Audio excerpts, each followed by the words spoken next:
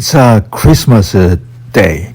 Let's read an article by Robert Barron. The title is Why God Became a Baby.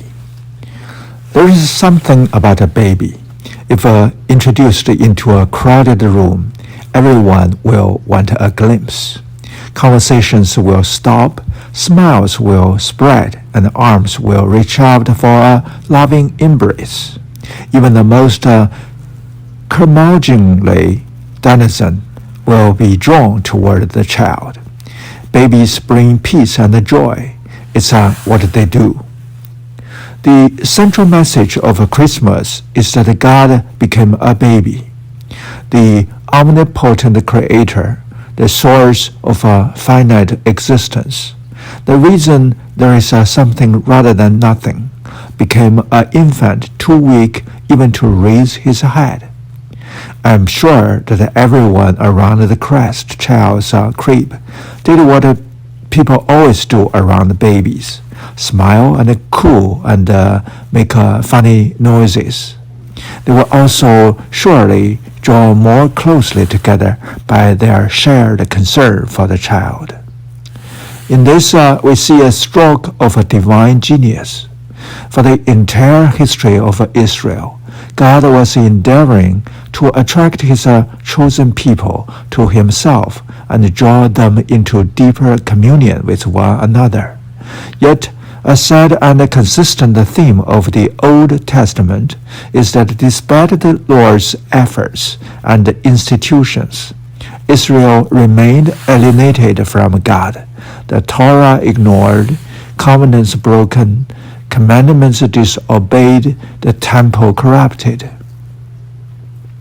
In the fullness of time, then, God determined not to intimidate or order us from on high, but rather to become a baby. At Christmas, the human race no longer looked up to see the face of God, but down into the face of a little child. Once we understand this essential dynamic of Christmas, the spiritual life opens in a fresh way. Where do we find the God we seek? We do so most clearly in the faces of the more vulnerable, the poor, the helpless, the childlike. It is relatively easy to resist the demands of the self-sufficient. It is decidedly less so for the lowly, the needy, and the weak. They draw us, as a baby does, out of self-preoccupation and into the space of real love. This is undoubtedly why so many of the saints were drawn to the service of the poor. For those gathering to celebrate Christmas this Sunday, a similar dynamic will obtain.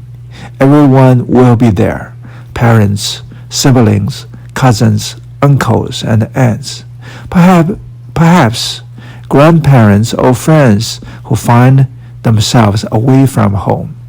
There will be food, laughter, lively conversations, most likely a fierce political argument or two.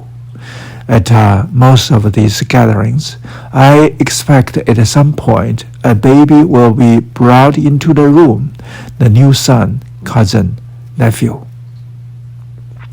May I impart some advice? Be particularly attentive to how people react to the baby. Notice the magnetic power the child has over the entire motley crew. Then remember the reason you are gathering is to celebrate the baby who is God, and finally, permit yourself to be attracted by the peculiar magnetism of the divine child. Bishop Barron leads the Roman Catholic Diocese of Winona, Rochester, Minnesota, and is a founder of the ministerial organization Word on Fire. That's the end of this reading. I wish everyone a Merry Christmas.